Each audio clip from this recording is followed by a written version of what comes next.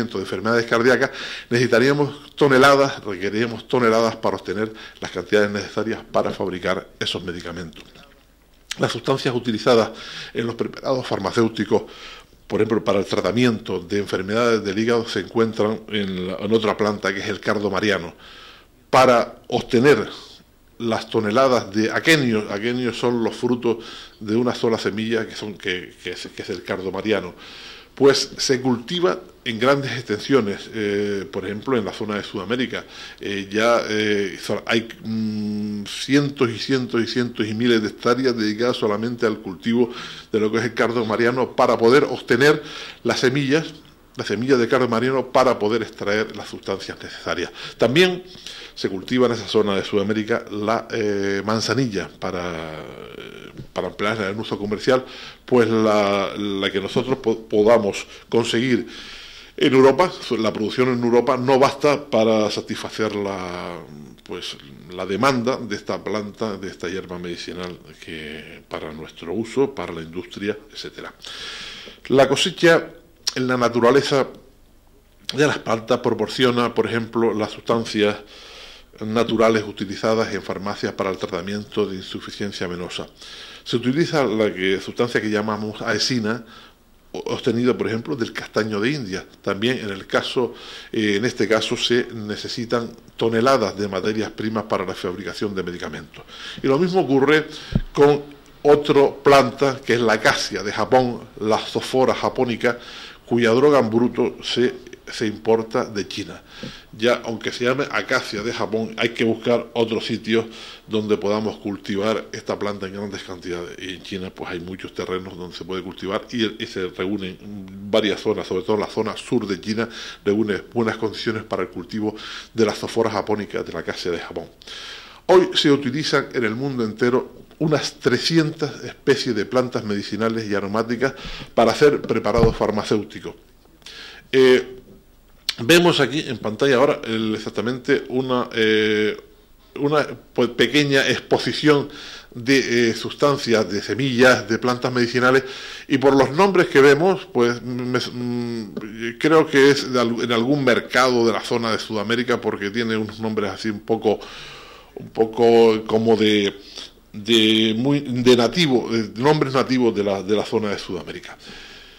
Decíamos que, y esto ya son joyas que poco podemos ver ya, son exactamente boticas donde se conserva pues las plantas medicinales en frascos, donde se tienen todos los aparatos de precisión, de medida, donde también se tienen aparatos donde se puede extraer las sustancias de las plantas. Esto ya cada vez lo conseguimos menos.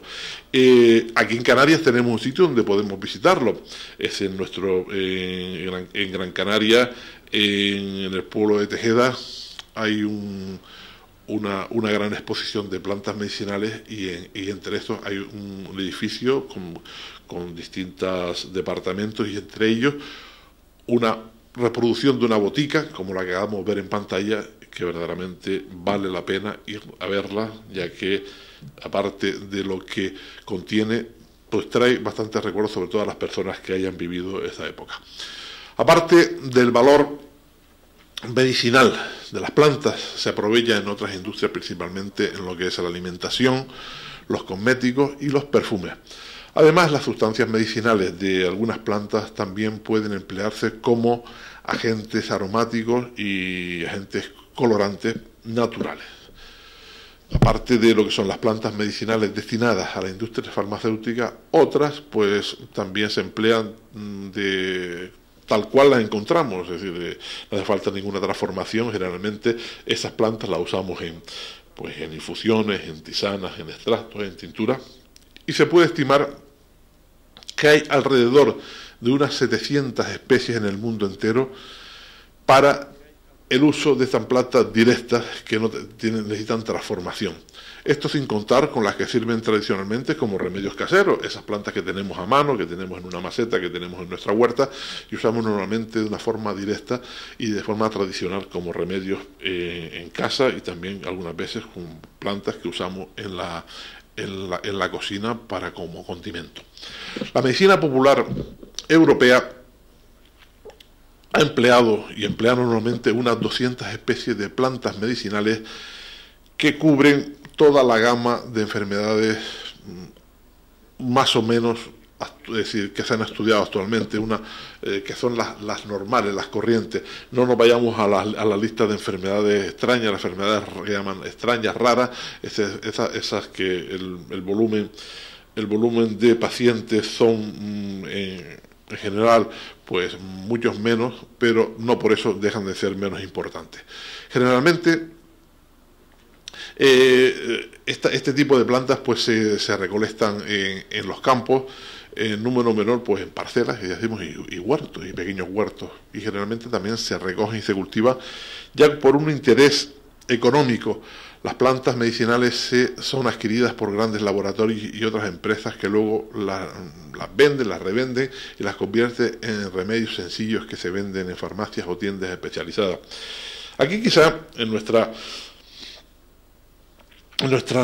región, en nuestra comunidad, no se suele usar o no es costumbre pues el salir a recolectar plantas medicinales sin llegar al deterioro total o a la extinción de las mismas.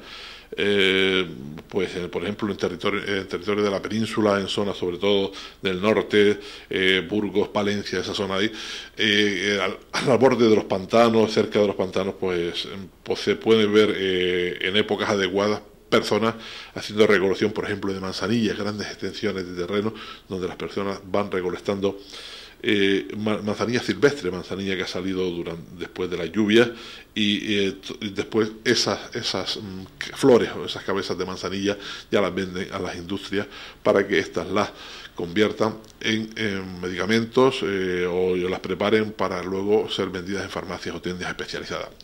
¿Cómo pueden conseguir, cómo puede seguir interesando las plantas medicinales en esta era de tecnología tan avanzada? Pues quizá la respuesta no admite muchos problemas, no admite dudas. La dependencia de la naturaleza por nuestra parte, por parte del ser humano, es inmensa, quizá porque nosotros formamos parte de la naturaleza y dependemos mucho de ella. El primer periodo de la existencia del hombre consideraba esta dependencia de la naturaleza como una voluntad de los dioses, como una voluntad de ese ser superior, de esos seres superiores que controlaban o llevaban un poco su vida. No comprendía el hombre en la antigüedad gran cosa de lo que le rodeaba, esa ignorancia de las cosas que no comprendía, que le rodeaban, engendró pues superstición y abrió un poco el paso a una serie de creencias erróneas, al miedo, y también un poco después del miedo a la humildad. El esfuerzo por encontrar un remedio no era únicamente instinto de conservación, sino era un acto racional, un esfuerzo por asegurarse, pues lo que quería el hombre verdaderamente era sobrevivir, y entonces él buscaba los medios para lograrlo. Esa fue la base primigenia, la base primera de la medicina y de los primeros conocimientos curativos. El hombre solo se procuraba estos remedios en la naturaleza y en su medio ambiente. No podía, como hemos hablado otras veces, no podía explicar por qué una planta le aliviaba al ingerirla, ni por qué otra le provocaba la muerte. Y esta es la razón por la que sobreviven todavía pues muchos mitos y supersticiones.